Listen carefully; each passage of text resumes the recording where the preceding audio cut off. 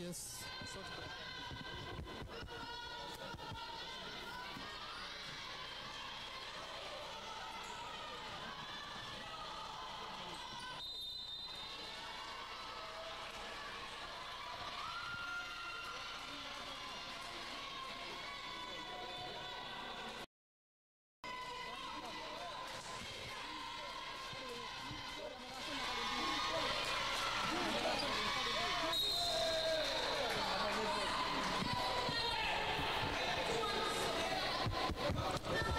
Yes, ni matangazo ya moja kwa moja kutoka katika uwanja wa Filbert Bayi hapa Kibaha jijini Dar es Salaam, ambapo tunakwenda kushuhudia mchezo mwingine kati ya timu ya taifa ya Uganda dhidi ya timu ya taifa ya Kenya, ambapo unapigwa hapa katika dimba hili. Mimi naitwa Deus von Bismarck, na kama kawaida Stan TV tukuendelea kupatia matangazo haya mubashara kabisa katika michuano hii ya Under 16.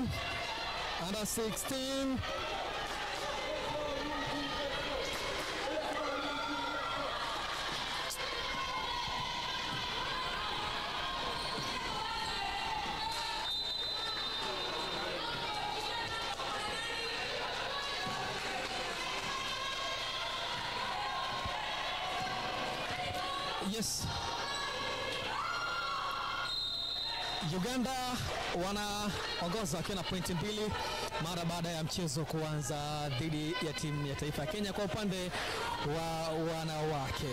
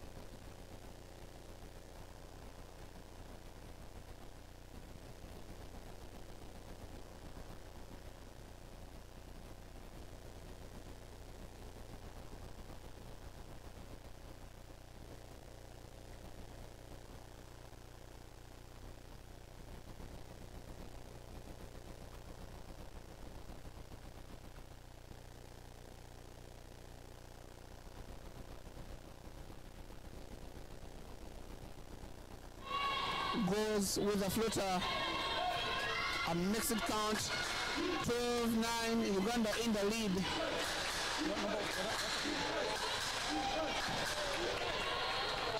Kenya tries to go for the triple there, but hits nothing.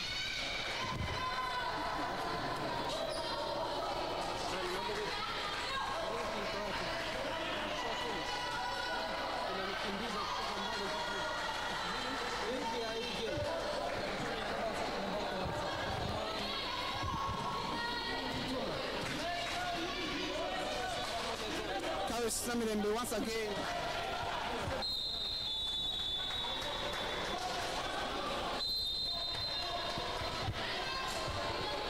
It is 12-9, Uganda in the lead, and a timeout has been called.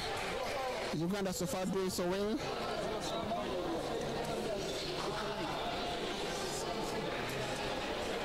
Uganda so far doing so well. The lead is game by 3. 2 minutes, 7 seconds left in the game. And I think they're going well so far. So I believe both teams are trying to come and try to get the win. Remember that there are 4 countries which are participating in this event. That is Uganda, Kenya, Rwanda and Tanzania, but Rwanda has already qualified for the championship because they are participating, they're just participating and they're already qualified as the host. So yeah, that is the situation right about now. So the battle is between Tanzania, Uganda and Kenya. Remember that last time around in 2023 when the qualifiers happened in Rwanda, Uganda, the boys managed to win that one. And for the girls, I don't think any action was taken as that championship later that year happened in Tunisia. This time around we shall be having the final championship happening in Rwanda. And so far we are here in Kibaha, which is our host. And so far so good. I believe each and everyone is enjoying themselves, and so are you who is watching yourself.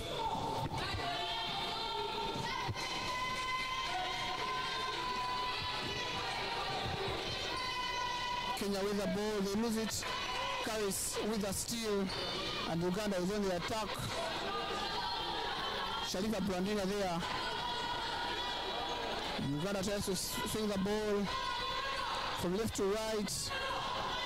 They find Muna once again. Can they get the finish? No, this time around it does not drop. Kenya with the transition. What do they do? Tries to go for the Euro, misses. And the referee says it is Uganda's possession. Carries with the ball. And a jump ball has been called. Carries there, getting stuck. She froze like sub-zero for a second. And Kenya used their advantage to force a jump ball and get the steal. Kenya with the ball now. Can they score off this Uganda's turnover? They feed the big man. Shot clock violation. The big man wanted to go to work on the low post, but was unable to carry attack. With a left-hand drive, Shalimba pace goes up. Hits the iron. The shot does not fall. And Kenya once again in transition. Once again, they feed the big man, kicks it out. And the shot wasn't enough. And Uganda taking the ball out of bounds. It will be possession to Kenya.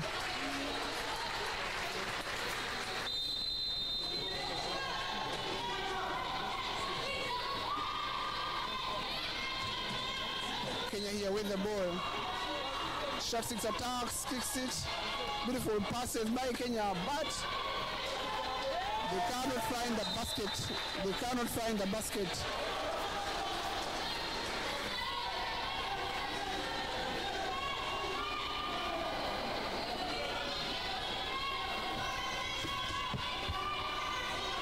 Kenya still trailing by 3 with 35 seconds left in the game.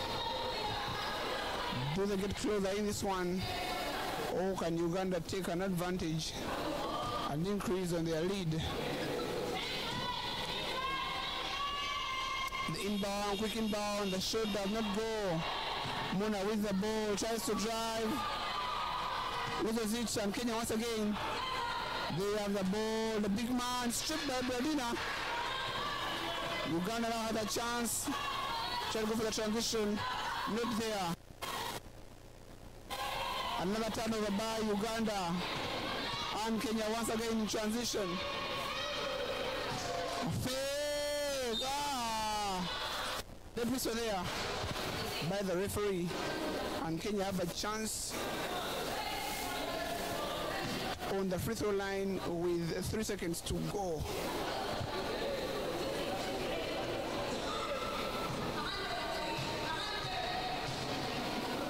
Shot for of Kenya goes to the line, misses the first. That is Achola. She misses the first. Does she get the second to count? Achola scores the second to make it 10 for Uganda.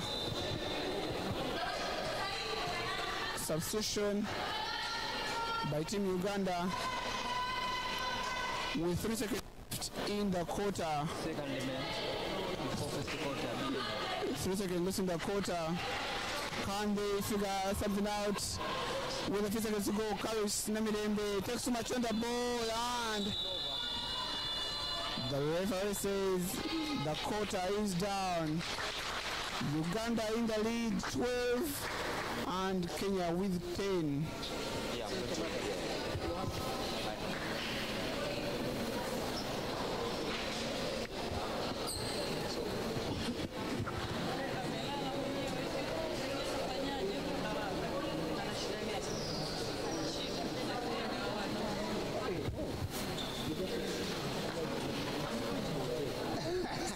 Yeah, so I'm joined by a micro commentator here who is going to be using Swahili. We have to give, the listeners and the guys who are watching a bit of this and that. How have you seen the first quarter so far? We see the first quarter was very nice. You can see from Uganda, also player try to do better as well as to Kenya. So we can see all team try to do better, and also can see it's just wonderful. The first game we see from Tanzania against Rwanda, Tanzania lose. So I think this Kenya against Uganda is very competitive. As you can see, like just a neighbor, and apart from neighbors, they want to do better. So so far here. As you can see, fans, they are cherished to the team. Everyone want to see, from the Uganda fans, from the Kenya fans, want to see to punctuate to win this game. So it's a wonderful game. Let's wait and see on second quarter. Maybe as a Kenya can overturn the table, or still Uganda can read the game. So let's wait and see. But the only thing I can congratulate coach from Uganda from what have done so far. Just incredible. Yeah, just like he has said, the first game we saw for the league was a bit one-sided. I won't say one-sided, but it was not as competitive as we expected them to be. Both teams so far they have shown that they can match each other. So it's going to be an interesting game. And if you're watching, just keep it locked on Stain TV because there's another game which is going to be coming up. That is between Uganda the main and Kenya the main. Yeah. It's a very important thing you say about Stain TV. So we are live here at the Filbert Bayi Stadium in Kibaha, Dar es Salaam. So tunaambia kwa Kiswahili watazamaji wetu kwamba karibu sana, namna ambavyo michuano ni ya moto, lakini pia usisahau kusubscribe kwa sababu bado michuano inaenda kwa siku 3. So we have 3 days. So we starting today, but itaenda tu kesho na kesho kutwa. Still game is on, and Kenya jumper still, he loses the ball. Yes, he get it. Now game is tied. 12 for Kenya, 12 for Uganda.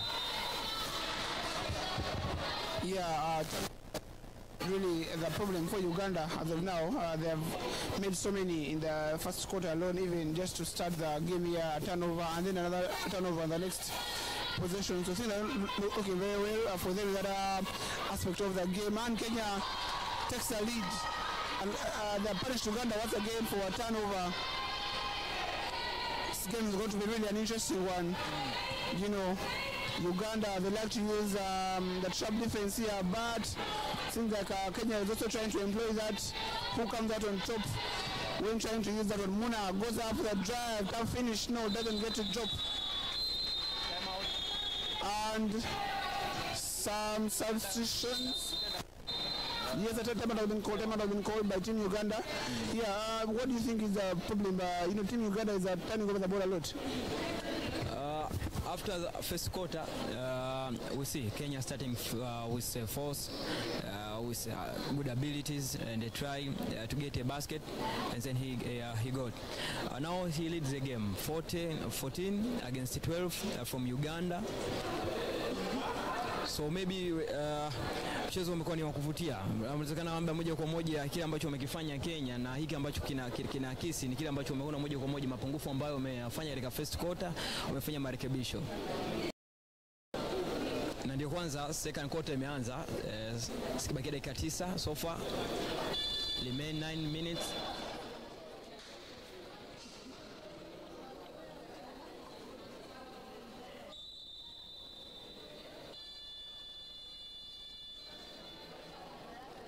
Kutoka hapa katika uwanja wa Filbert Bayi katika michuano ya Zone 5 qualifiers ikihusisha upande wa Afrika Mashariki, na mchezo wa kwanza ulikuwa ni mchezo wa Tanzania dhidi ya Rwanda na wakipoteza Tanzania kwa upande wa wanawake, lakini pia mchezo wa pili ukafuata pia Tanzania kwa upande wa wanaume pia wakapoteza dhidi ya Rwanda, na ni mchezo wa tatu ni huu kati ya Uganda versus Kenya.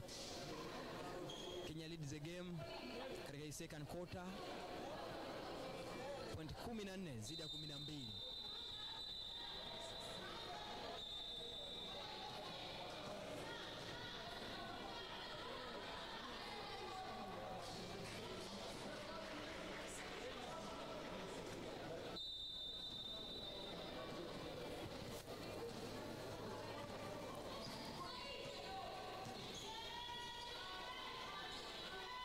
Wanasogea Kenya. Still anajaribu kupita, good pass. He shoot.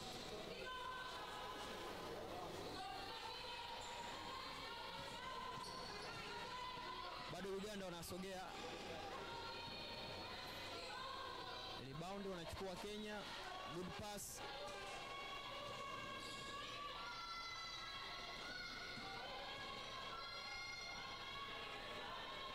Wanasogea tena Kenya. Anapata basket. Na inakuwa ni point 16 zidi ya 12. Kenya wana lead mchezo.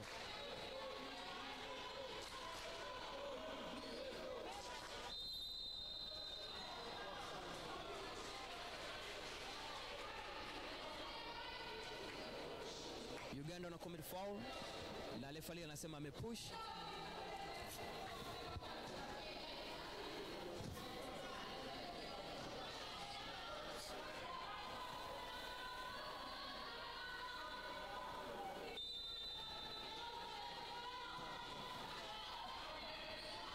Miss basket, good defending from Kenya. He see the ball. Wow, it's just wonderful. Wanapata basket Kenya na inakuwa point 18 zidi ya point 12 na second quarter.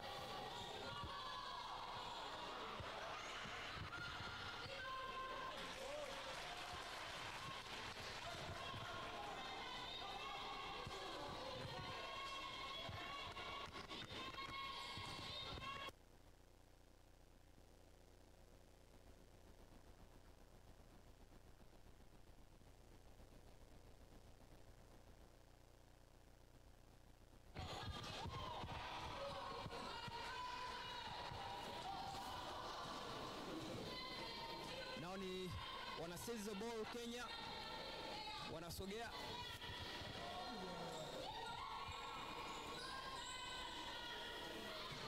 Rebound.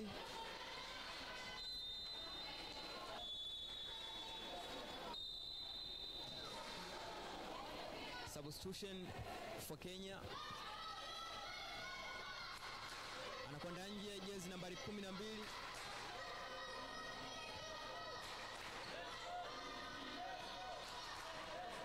Ni second quarter na still Kenya wana lead mchezo wakiwa mbele kwa pointi 18 zidi ya 14 ambazo wamepata Uganda, na wanaongeza na inakuwa 16.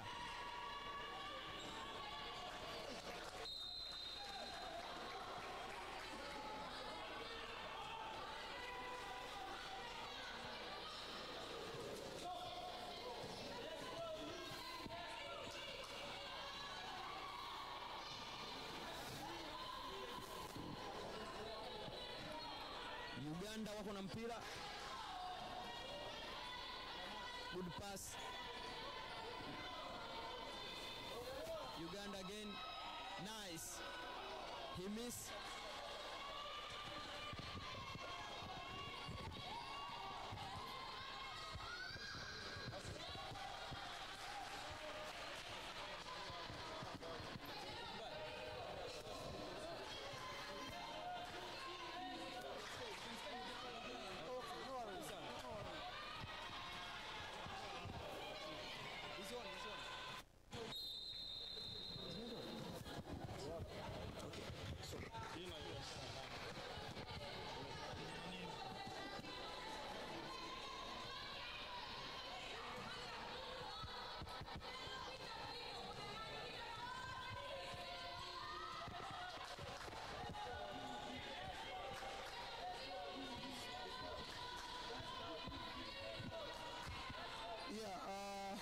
Sorry about that. There's a bit of a technical issue.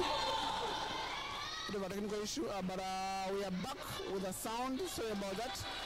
Kenya with a 6-point lead and another timeout called by Coach Jenny Omondi of Uganda. Things are not looking really, really well for Uganda. They're giving away so many points in transition. They're making so many turnovers. So Kenya is trying to capitalize, going all the way to the paint and scoring with so much ease. That is how they find themselves in this position with a 6-point lead against Uganda.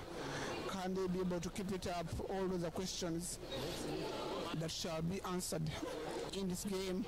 You have to stay tuned to watch what happens as the game progresses.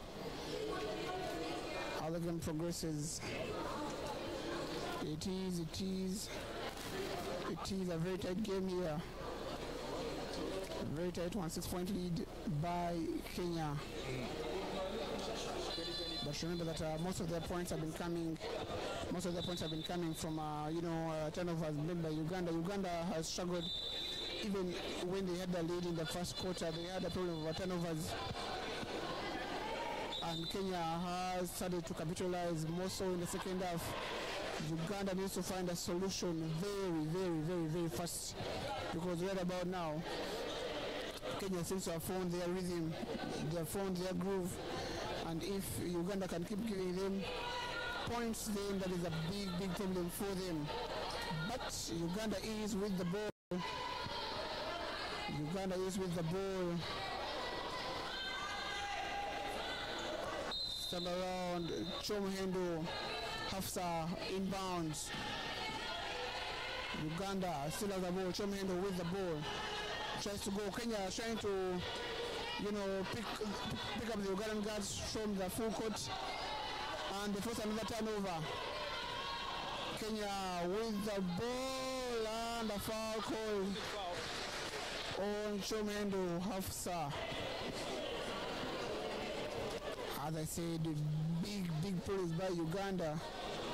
For Uganda, rather, with the turnover situations, they need to find a solution quickly, because Kenya is starting to capitalize, and the capitalizing. Okumo makes a pass.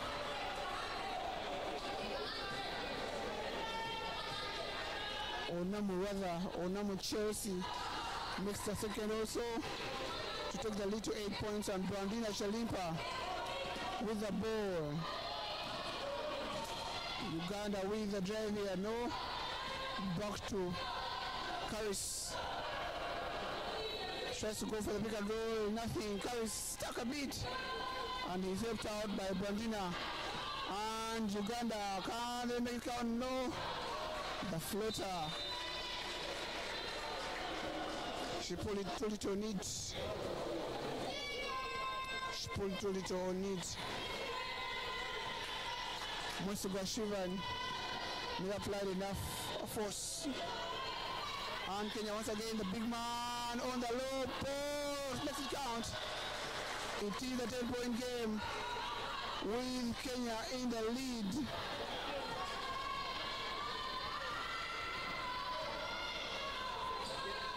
Karis goes for the drive. Misses, gets a rebound, and she's fouled on the shot. As I said before, Kenya, they are good defending so far. So which side do you give a chance? Maybe you can win today. So far from what we are seeing, Uganda is turning over the ball quite a lot. I'm giving Kenya is. Kenya still. I'm saying Uganda is giving rather Kenya so many free points from turnovers, and Kenya is trying to capitalize on that. So if Uganda keeps up doing that, it will be an easy game for Kenya.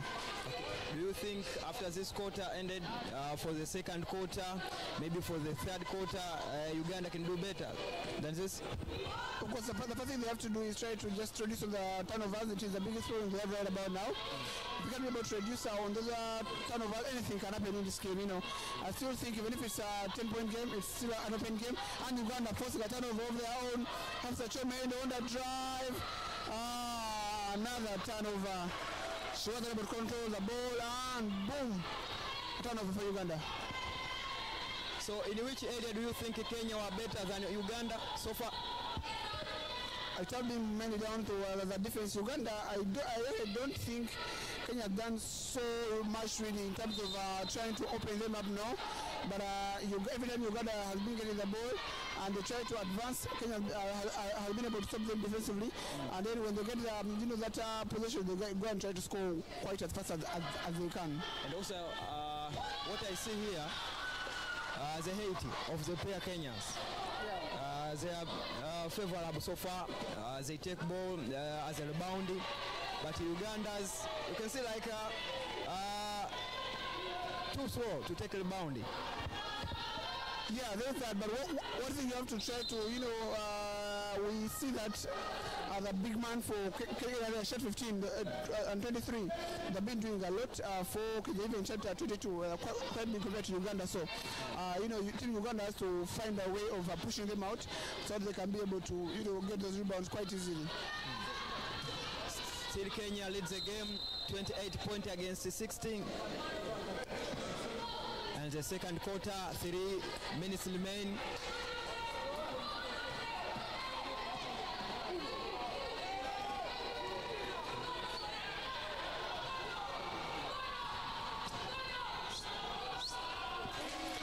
So my name is Mohammed, and alongside is Avitas. We are here at Filbert Bayi Live. Zone 5 qualifiers. Kenya against Uganda. Kenya leads the game. And foul.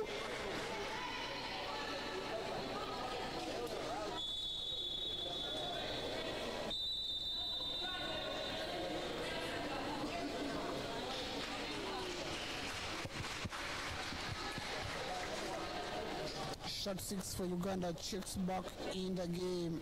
Anina Jovia Nyeko. She put up a number of points for Uganda earlier in the first quarter. But Uganda defense has a bit trailed off a bit, even has, so can she be able to help Uganda resurrect? Kenya extend the lead to 11 points, 29-18, and Amina with the ball here. Uganda on the lead, the float, it doesn't get to drop.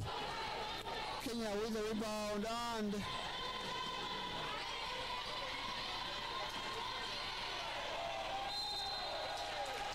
an 8-second violation.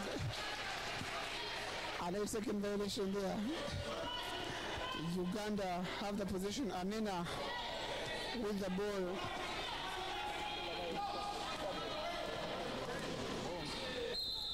And Karis on the drive, she is fouled.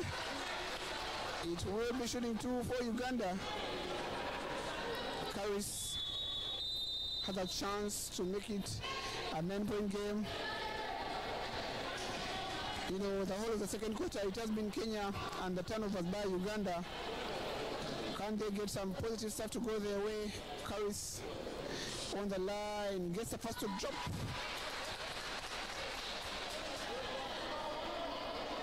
Gets the first to drop, and once again the second does not go. Kenya secure the rebound, and Anina trying to defend. Kenya swinging the ball really well, and the drive, yes, basket good. Too easy, too easy. Kenya making basketball look so easy. Hafsa, you said you believe in Uganda, so we can do anything. But you can see, so far Kenya are better. 31 point here. Still Kenya's. They steal the ball.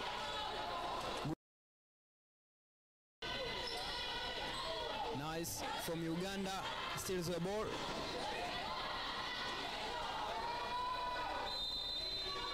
No anyone can help. Substitution for Kenya. Yes, number 10 in, and yes, number 23 out. Karis thought she was fouled as she went to make that layup, but the referee said nope, there was nothing. And Kenya, oh, beautiful dish and a basket. Too easy, too easy. Kenya is enjoying themselves. Consolata Manila with an easy 2. The ratios increase, as you can see, from the lower, now we count 33 from Kenya. Another turnover by Uganda, and they can't secure the rebound. Kenya doing really well. Achola doesn't get it to fall. Hafsa gets the rebound. And Uganda now on the attack. Can they get something? Can they get something? Oh, beautiful finish there by Uganda. Shivan doing the most. Taking her time, doing a step through and finishing with so much ease. And Uganda, have they forced a turnover? Yes, they have. Beautiful basket on one end and forcing the turnover on the defensive end. Can they push?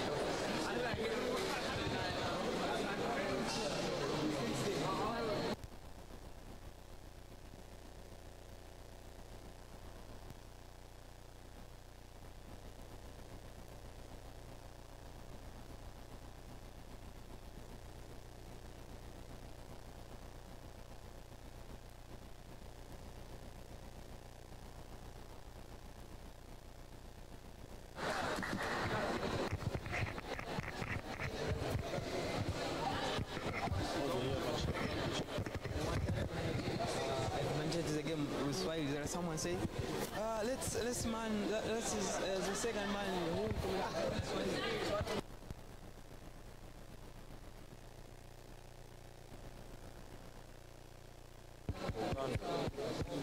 Yeah, hello.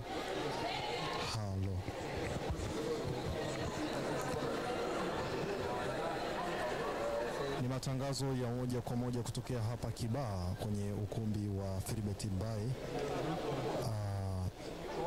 ikiwa ni mashindano ya Under 16 kufuzu kuelekea Afro Basket mashindano yatakayofanyikia Rwanda 2025. Hii ni zone 5 qualify.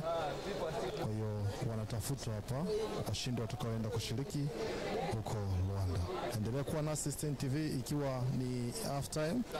Kota ya pili imetamatika na tunaenda kuingia kwenye kota ya tatu. Huko na watangazaji wako bingwa kabisa Mohamed Mo Defense akiwa na mtangazaji mwingine akikutangazia kwa lugha ya Kiingereza. Mimi naitwa Kevin Audax na hapa ni Assistant TV, endelea kuwa nasi. So it's a half time and still Kenya leads the game 35 against 21. So do you think in which area so far Uganda can improve and lead the game, maybe can turn over the table? Yeah, just like I said earlier on, the biggest problem for Uganda so far has been not taking care of the basketball. So I think, the coach needs to, first of all, encourage the guards to, be more, to encourage them to handle the ball, like not to fear to turn over the ball, because when you have that fear, it creeps in your mind, and then you end up turning the ball over, making a wrong, pass, making, all those sort of things. So the coach needs to tell the players to encourage them, give them more confidence to keep going. It's important, very important for them. And then secondly, also I think that players need to come and pick the ball up. Actually, I don't to have some players going in the front court while leaving the guards back. It becomes really hard because when they are stuck, they have no one to give the ball to. That's where we have missing.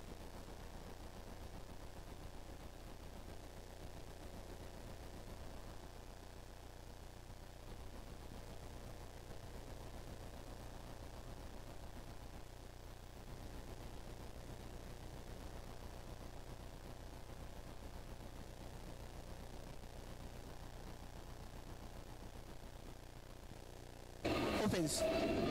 Yeah, thank you.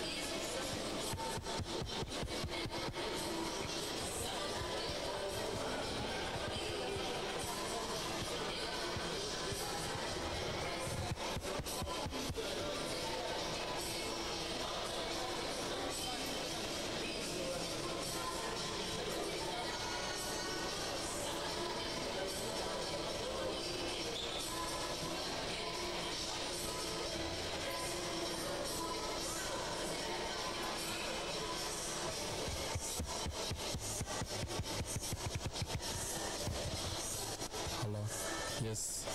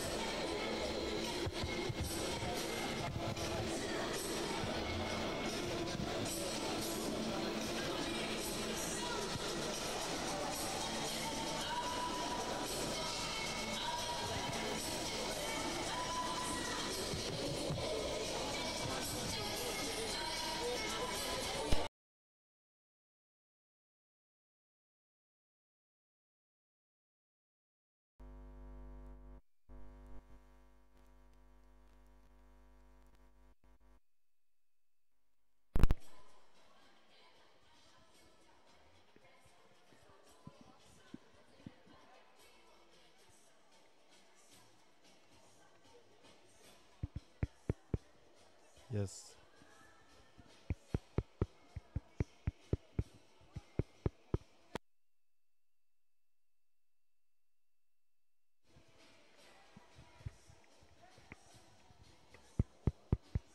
Hello, hello.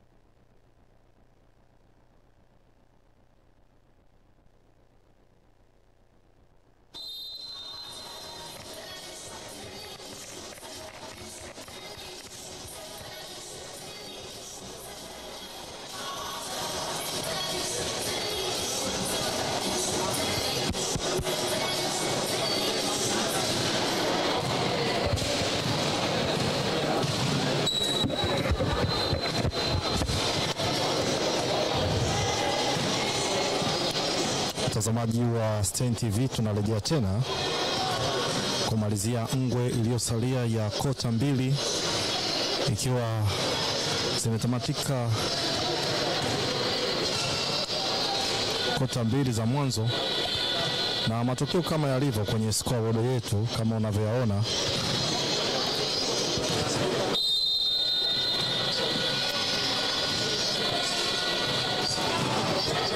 Uganda wako nyuma dhidi ya Kenya. Kenya anaongoza vikapu 35, Uganda wakiwa na vikapu 21. Yes, karibu sana mtazamaji wetu wa Stein TV. Tuko pamoja mpaka tutakapotamatisha ngwe hii.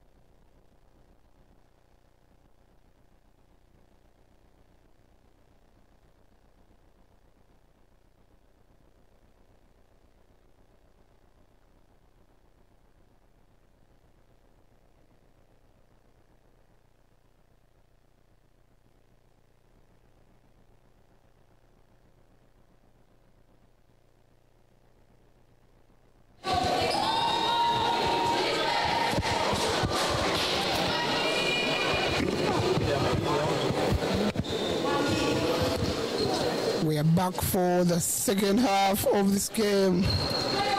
It is 35 for Kenya and 21 for Uganda. That second quarter was horrendous by Team Uganda, but the game is not over. They still have a lot to do. But first, they have to make sure they limit the turnovers. Kenya with the ball. Can they get something to drop here? Shot 6 goes for the triple. Oh, Kenya showing that they came to work, they came for business. Opening the quarter with a 3-point shot to extend their lead to 17. How can Uganda respond?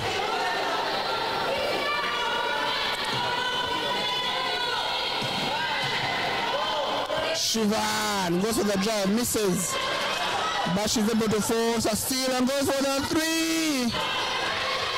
Hits the iron and out it goes. Kenya once again on the attack. And a block! Get out of here! And in a Jovia with a big block to deny the Kenyan. But Kenya still has the possession. Onamu. Can they go for another triple? Kenya passing the ball really well. The shot doesn't drop. And Gift passes the ball and another turnover. If it was a DJ Khalid song, you know what he would be saying. Another one. Another one. Kenya. They have the possession. Beside drive. Shot doesn't drop. And the referee says it is a foul by Jovia and Nina. Pushing foul by Jovia and Nina of Uganda.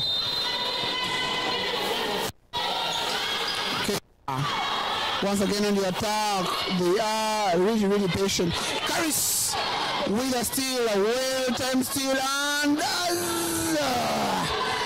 Jovia unable to make the layup, but gets a rebound, goes up once again, misses. Quick transition by Team Kenya. These Kenyans have a way of just relaxing. Another transition here by Uganda. 3-point shot. Musgwa with a triple to make it 24 points, 14 Uganda. Tries to go for the steal and can they kick it out? And shot. Pass back for Uganda. Kalisto! The Kenyan defense reads that pass by Karis. But they also commit a turnover of their own.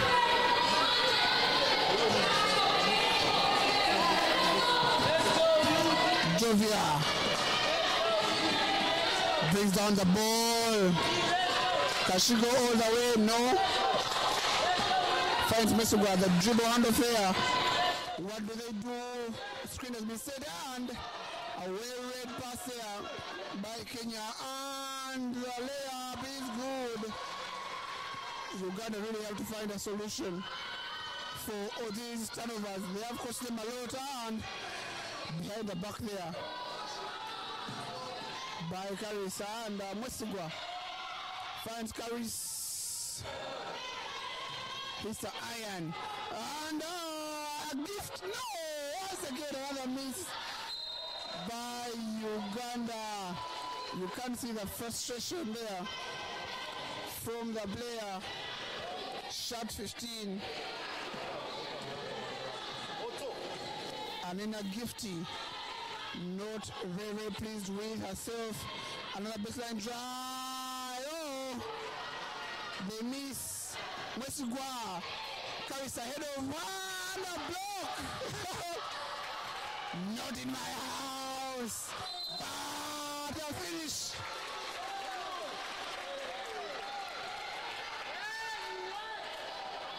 Apio Marion with a big bucket there. 14 Uganda. Plus a foul. Show the chance to make it a 3-point play.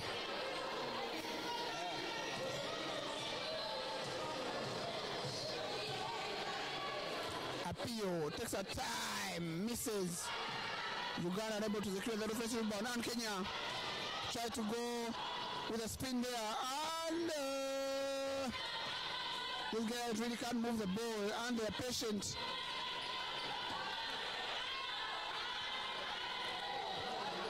A huge shot. Was not able to tap anything. And another turnover. Another turnover committed by Uganda. You can see there's some frustration from the Ugandan fans here. They thought there was a pushing foul. And if you can see there in the screen,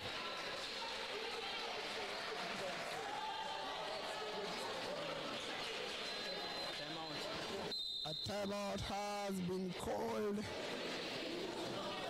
You can see the coach there of Uganda not very pleased with that call. He thought there was a foul on one of our players. Yes, what have you seen so far in the third quarter? Who is leading? Kenya.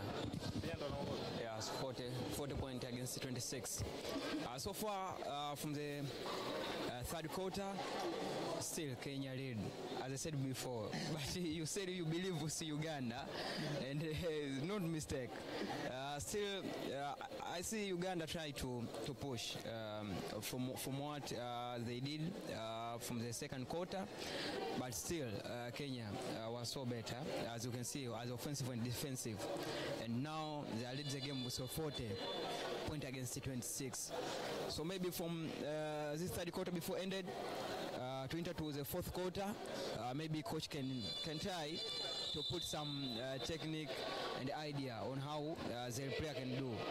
But still, if Uganda they didn't to introduce new idea or technique on how to win this game in this second quarter, in this third quarter, maybe for the fourth quarter will be very tight to win. Yeah, just like I said, the coach has to find some other tactics. As you can see, Uganda is trying to employ the 2-1-2 can it be the trick? But just like I say, I don't think the problem has been the defense of Uganda. I think the problem has been the offense of Uganda. They have messed up a lot when it comes to offense, and you can't see the 2-1-2 there. Can it work for Uganda? Can they get a couple of steps? But Kenya have been really patient. They're moving the ball extremely well, and they've been able to find some spaces. Another drive there, big buckets for Kenya's shot 10. Chelsea Ohamu on the turnover there again by Uganda.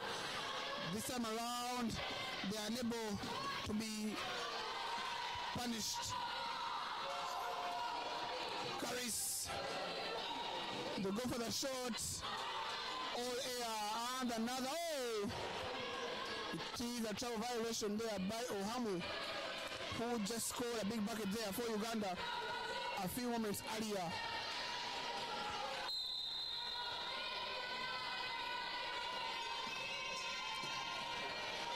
Uganda still with the ball. The big man. Another bad pass. Felt like she had a chance to do a step and try to go for the layup, but she opted for the pass and to the turnover. Kenya rather with a shot, but Uganda come away with a possession. They go, it is a 2 against 1, and carry system around, no foul. It is 1 against nothing, and Kenya extend the lead to 18. Another turnover. What does the referee say? Nope. Uganda stayed with the position. Our viewers ask who is leading the game, and who is leading the game? Kenya. Kenya lead with 44 points against 26 from Uganda. Are you still your face with Uganda? I ask you again.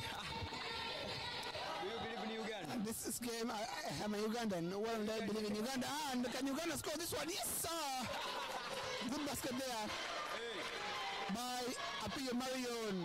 A beautiful step through, exercising patience. And Kenya now have the possession. Uganda playing a 2-1-2.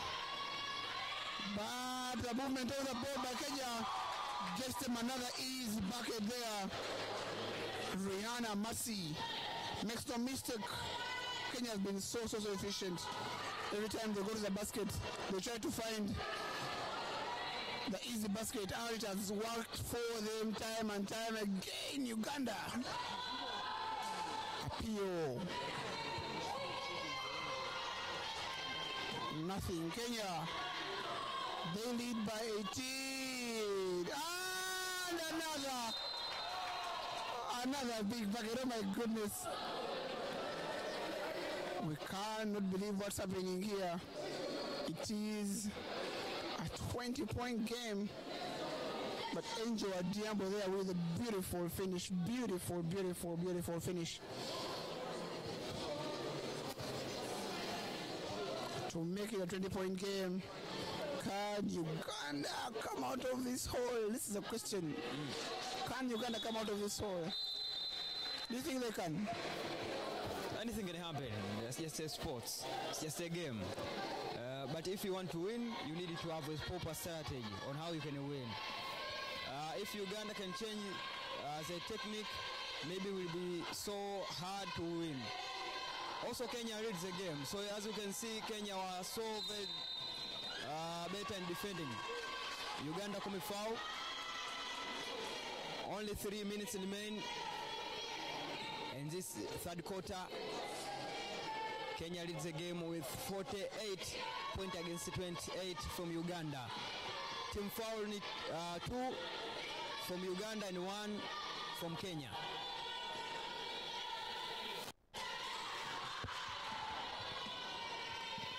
Kenya swinging the ball very well once again. Uganda, I thought there was a foul there, and the referee agrees with me. It is a foul.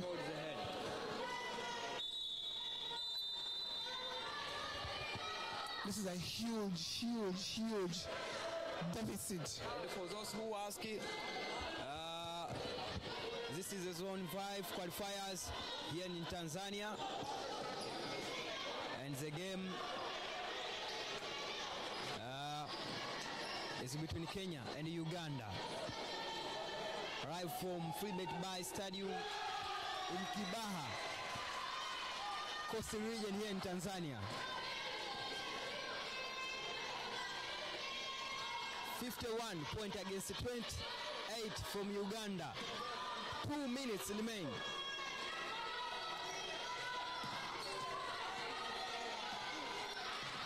Still Uganda, try and he get it. 2 points and they reach to 30 points.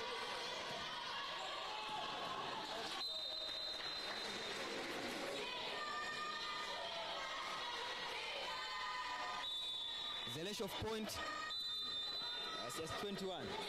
21. It is 21 point lead by Kenya. They had a huge triple earlier scored by Scholastica Wileka.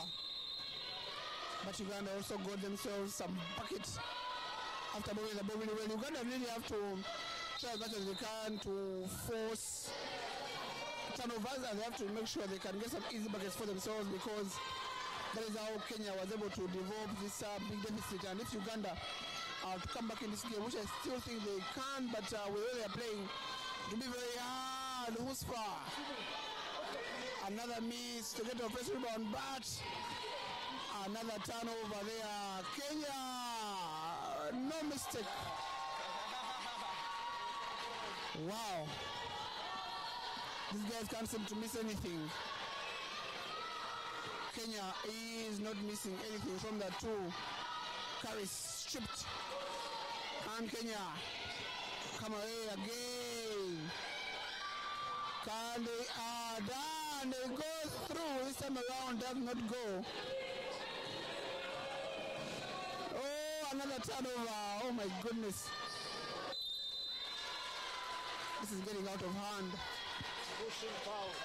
I don't know if I'm the coach what I would do in this instance, but it's really getting out of hand. Every time Uganda get the ball, they seem to give it away. They seem to give it away. And that is how Kenya has been able to get this big lead. And I'm only worried that it can only get bigger. It is very difficult to say Uganda can win this game. Maybe we can see and anything can happen. It's just a game. Also, Kenyan 54 point against 30 from Uganda. It's just very hard to Uganda team.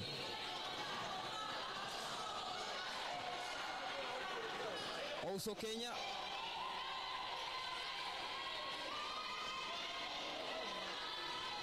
Rebound.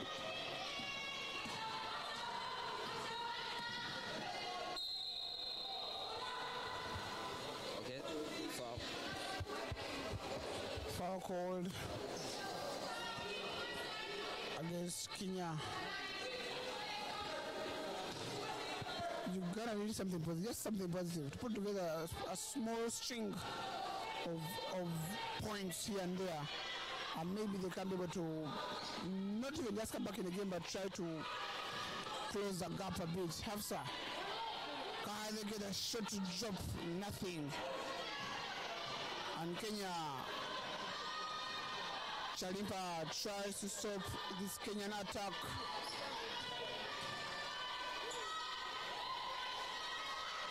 Kenyans here, as I said earlier, they have been swinging the ball well. This time around, they're able to get the bucket to drop, but they get the offensive rebound. Another offensive rebound, and the basket. That's the drop. Only 15 seconds remain before we end up this third quarter. Maybe do you have any advice to tell Ugandan coach to ensure victories? I don't think any advice can help right about now. These guys Uganda at the moment, we are in a grave and they have even put soil on us. So the only thing remaining is the cross. Okay. Substitution. That is the situation. Okay. Sharania Ashmin checks in. Both Kenya and Uganda in substitution. Can Sharania be able to impact? Can she do something for Uganda? 14 seconds remaining in the quarter. Can Uganda get something? Shalimpa there collects another. Oh my goodness.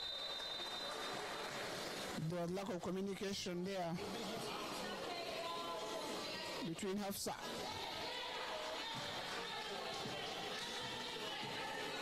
and Karis. That is how the ball just went out of bounds. And the quarter is done. It is a 25-point game. This is, woo. I'm short of words.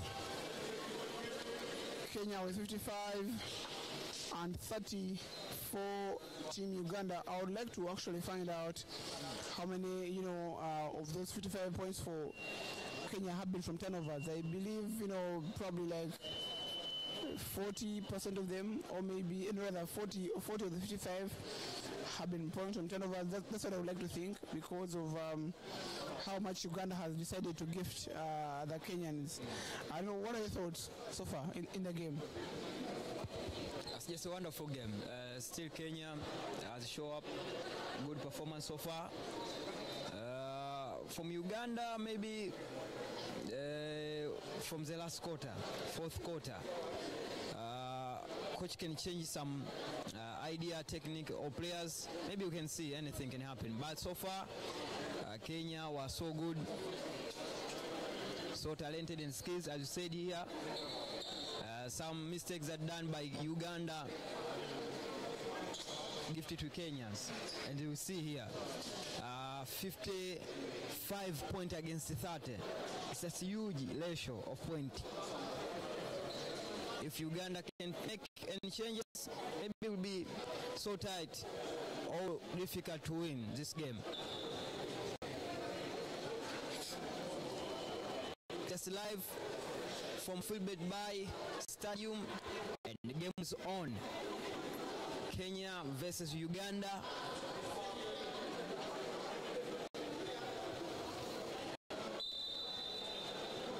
And Kenya leads the game with 55 points against 30. And we enter in a fourth quarter.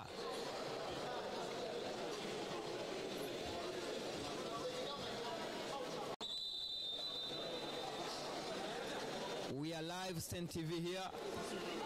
And also you can drop your comment in your comment section.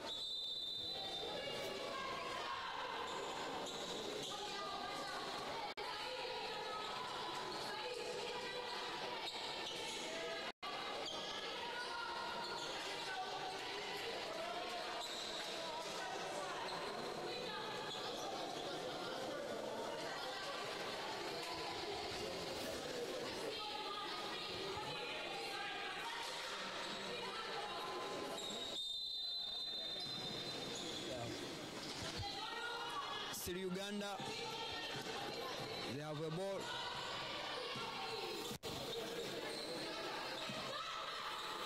Good pass.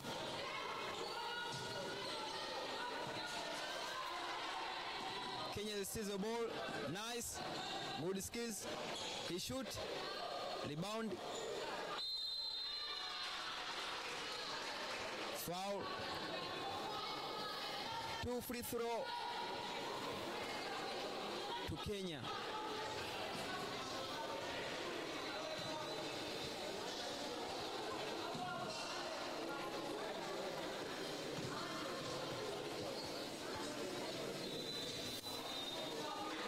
He missed.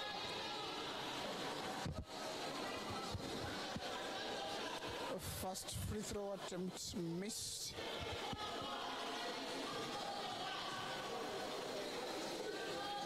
And the second will count. 26-point lead.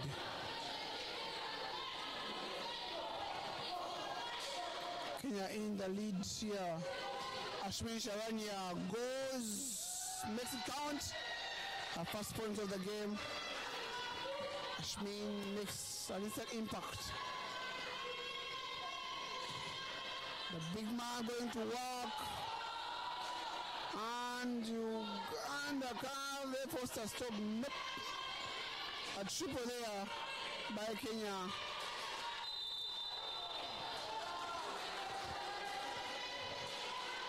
Jump ball has been called.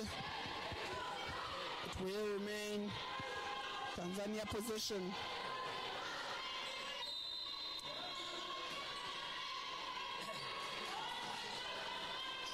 Do not leave the shooter. The beautiful feed. Travel violation. He do walking. And the position to Uganda. You can see there Kenya trying to employ a full court press and they're able to force a turnover. Whoa! Whoa, whoa, whoa, whoa. As I told you. Beautiful stuff here from Kenya, and Kawis trying to show off her handles.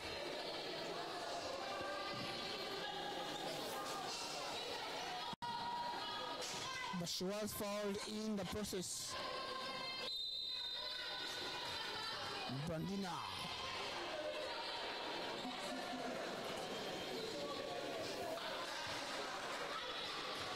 It is a 26-point lead, 58 for Kenya and 32 for Uganda. Shalimpa goes up, gets a rebound and misses once again. Ashwin there tries to stop the Kenyan. As I told you earlier, defensive mistake done by Uganda, still are costing. As you can see, they commit foul at several times. Chance to Kenya. She missed.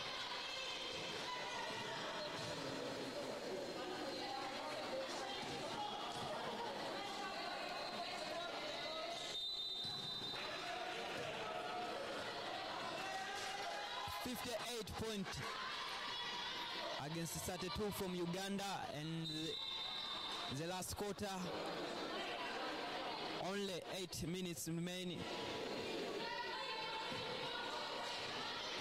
Live from Filbert Bayi Stadium, from Kibaha, Pwani region in Tanzania. Zone 5 qualifiers, under 16 Afro basket.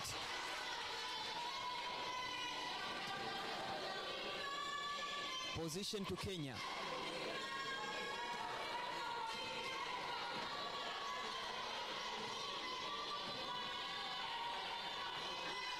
Good pass.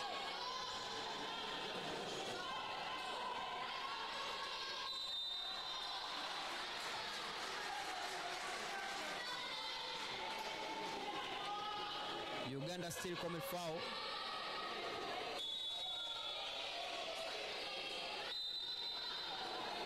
Team fouls 2 from Uganda, also 2 from Kenya.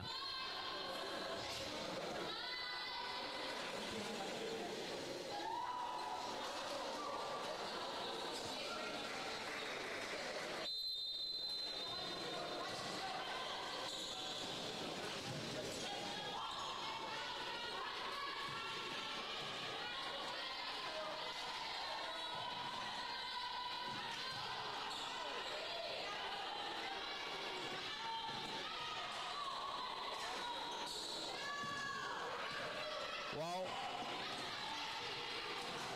Ugandan steals the ball. Nice pass.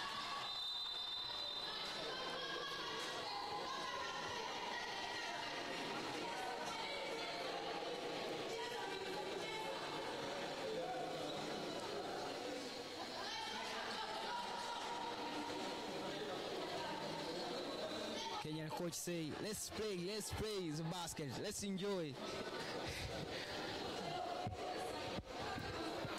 That's all you can say when you are in the lead. Let's enjoy the basket. You see, the Ugandan coach is frustrated.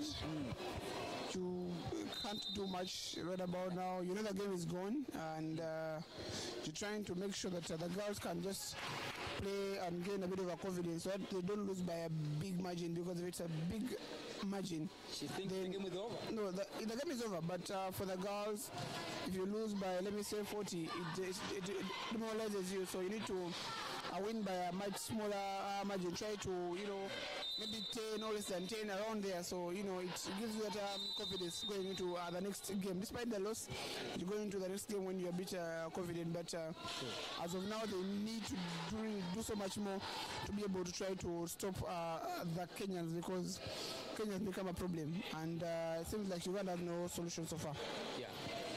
As the first game, Rwanda against Tanzania, Rwanda win both games from the female and second to the boys.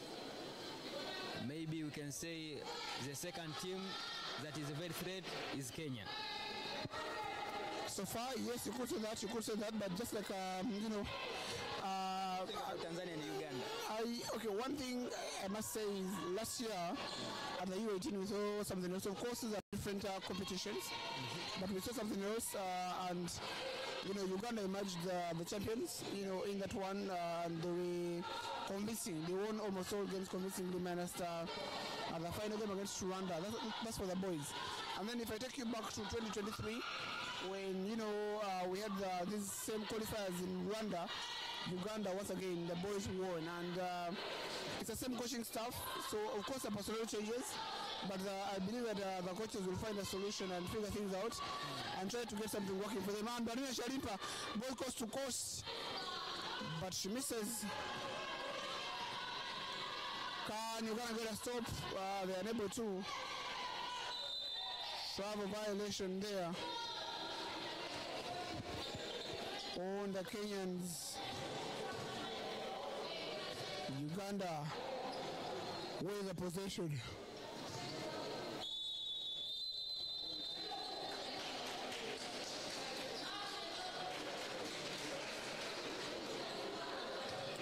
Shot 10, Ohamo checks out. She's had a big game for Kenya so far. Uganda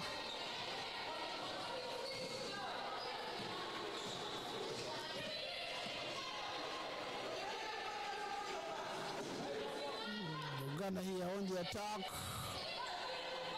Brandina from 3. That's what we're used to seeing from her in Watoto. If you leave her open, she can knock down a couple of those. And she has been able to drop one. Maybe she can get some other opportunities and drop a couple for herself. But it is safe to say this game is done and dusted. Oh, once again, Badina with a steal and makes the layup.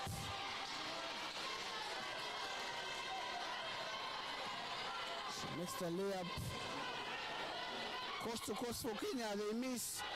And Sharania here gets a rebound and goes all the way and misses.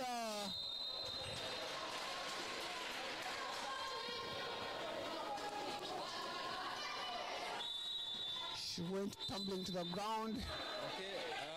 Pulled by gravity. Yes. Also, let's share some viewers' opinion here from YouTube.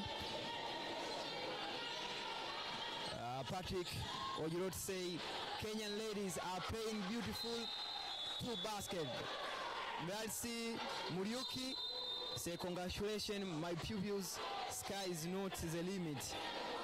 Also say Achola, nice job.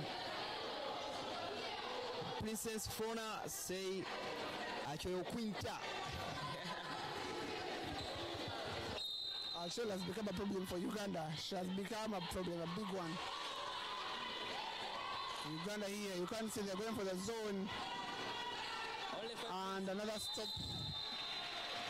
A foul they are committed by Kenya. Yes, 5 minutes and 18 seconds to go. Yes. In this one, just like I said, the game is done. But for Uganda, just like they have done on the past possessions, get a couple of stops. But earlier you said you believe in Uganda. So I ask you, from the still you are... Oh, come on! Sharonia there with a Euro, but she's unable to finish. the game got done earlier. The game got done in the third quarter when Kenya got that 20-point lead. From there the game got done, of course. But just like I said earlier, just try to make sure. Even if you lose by 10 maybe or less. That is the first game, so maybe you can lose this game. Second game you can win. Yeah. So you can see your mistakes that you done today, and you make it as a good way to go to the second game. Because Tanzania also lose the first game up to the ladies and the boys, both game losing from Rwanda. So maybe you can take this game as a to take overview about your second game, because Uganda play against Kenya, remain with Tanzania and Rwanda. Exactly. That's why I was saying that even if you lose this game, it's okay. But if you lose by a smaller margin, you go in the next game with confidence. That you can get the job done. So that's what to me this game is about right about now. I don't think it's about winning or losing. The game has already been won, so you need to be able to do something for yourself, and that's what Uganda should be trying to do right about now. What do you have time? Chalimpa. You don't believe in the 4 minutes? You don't believe in the 4 minutes? This is not magic. Can happen. Maybe Uganda can overturn the table. Anything can happen. 4 minutes remain. Do you think the game is over? The game got down in the third quarter. Got down. No Hamu. Still is a common foul, Uganda. And now make is that 4-5 foul? Team 4 from Uganda. Yeah, shooting to for Kenya. Ohamu there has been a pain. Five foul. Yeah, Ohamu has been a pain for Uganda. She's one of the her and Achola. We have not found solutions for them. Uganda has suffered at the hands of those two. So yeah, it's great. Seeing her doing whatever she's doing, trying to do is very impressive. And she misses the first but makes the second to make it 61. Is it 31 against the 31 Kenya? It's a 24-point game. And Sharon, you're there, Ashmin, trying to work on something. Uganda keep the possession. 5 seconds on the shot clock, and another turnover.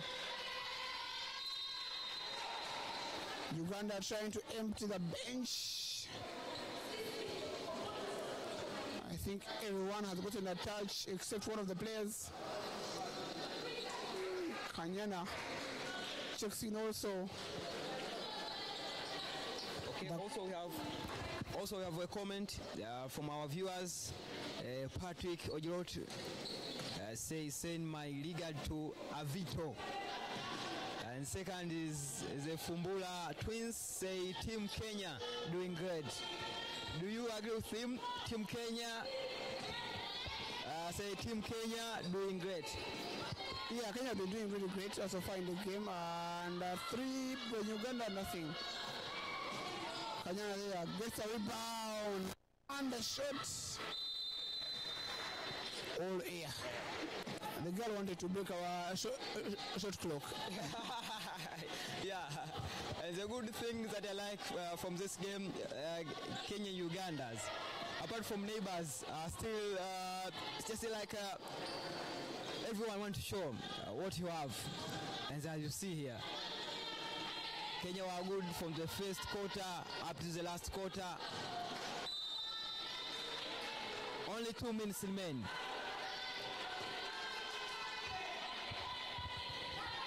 Three seconds on the shot clock. Can Kenya get something out of this? She lost her bearings. Yes. She thought she's still in Kenya, yet we're in Tanzania. Yeah.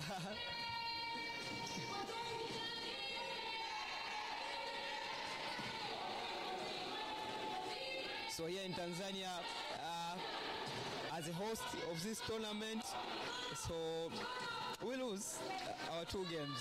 That's why we say, in Swahili say, mgeni wasema mgeni njoo mwenyeji apone. So we invite our neighbors, Rwanda and Kenya, also Uganda, but our first game was ready, we lose, and second also we lose. So maybe we can check tomorrow. Maybe we can win our first game.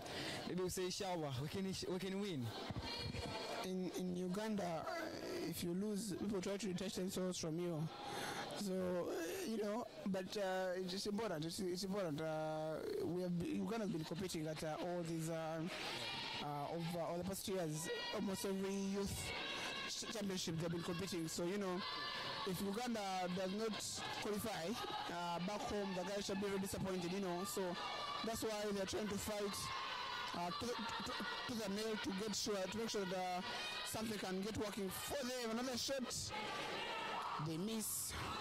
And the final player for Uganda has checked in. That is Gracie, shot 5. You can see her there coming in with so much energy, trying to close out. She still has so much in the tank. Gracie there, a student at Mango SS. That's where I studied from also. So I'm proud to have one of my youngins from the former school representing at the international scene. She get injured, as you can see. Yeah, one of the Ugandan players has gone down with an injury. She's being tended to. We hope it is not so bad. That is, Apio Marion, who has been one of the better players for Uganda, dropped a couple of points for Uganda. As this game end, another game is coming up. Also Kenya against Uganda, and it will be for boys now. Maybe Uganda can avenge from this result, can avenge from boys. Of course, that would be the goal. After losing the first game with a rather big margin, the boys were watching here, so they know that they have one job. You can't take 2 L's at home. They have to make sure they get a big L. It doesn't matter the size of the L. They just need to get an L for Uganda. As Uganda, in your opinion, shifted to boys. Of course. After this lose, do you believe the boys can do better? Of course, the pressure is actually going to be a lot on them because with this result, as I said, in Uganda, losing, Ugandans don't like to lose. So, if you lose both the boys and girls, there'll be so much to be talking about. So the boys have to make sure you get something, and a win will be big. If you can get a win, it will be big for Uganda. Okay. Gracie there makes a first shot, misses the second, tries to go for the rebound, misses it. Scramble and partition for the basketball there, but Kenya come away with it, and they launch another beautiful pass, but the finish does not go. Another turnover.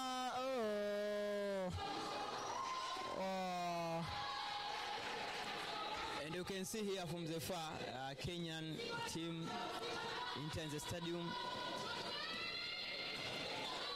Also, we can read the comment from our viewers. Marcelo Mondi say, my sister shining all the way from Kenya. Also say, Fumbula twins. Fumbula twins say, good job, Chero. 1 minute remain.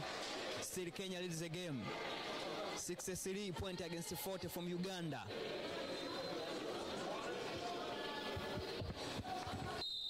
Yeah, another turnover. Oh God, it has been the story of the day.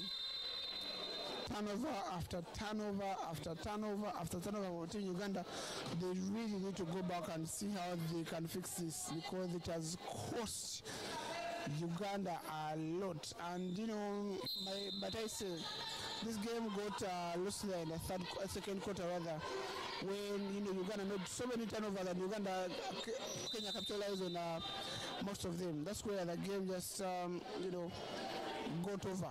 Had they had they maybe tried to stay in the game, maybe, who knows, could have been a much closer, battle down the stretch. But getting that, it was about, I think, 16 or something around there by the halftime, and even coming into the third quarter, they kept making the same mistakes, a couple of them. I feel like Uganda need to have confidence on the ball, and it's bad for Uganda. But that is how sport is. 23-point lead with less than a minute to go in this one, of course. The result has already been determined, and looking forward to the end of the game, the Ugandan. Yeah, your faith is over now. Before you said you believe in Uganda, can you win this match? But it's just very difficult to win. But I believe as a coaches.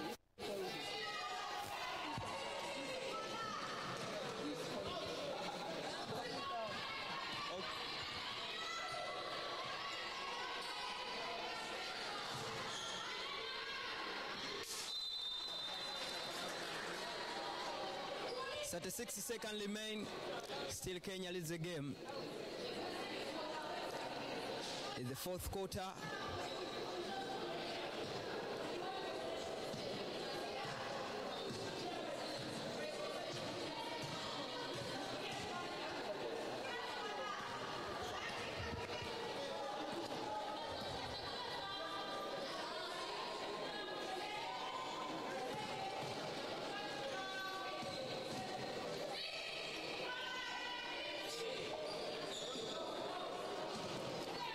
Uganda, good pass,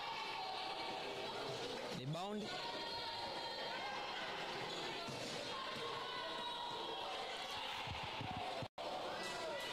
and game is over, and Kenyans are winners of this game. 33 points against 40, and the fourth quarter is ended, and Kenya is our winner for today. Live from Filbert Bayi Stadium, and this is Zone 5 qualifiers, and the game is over.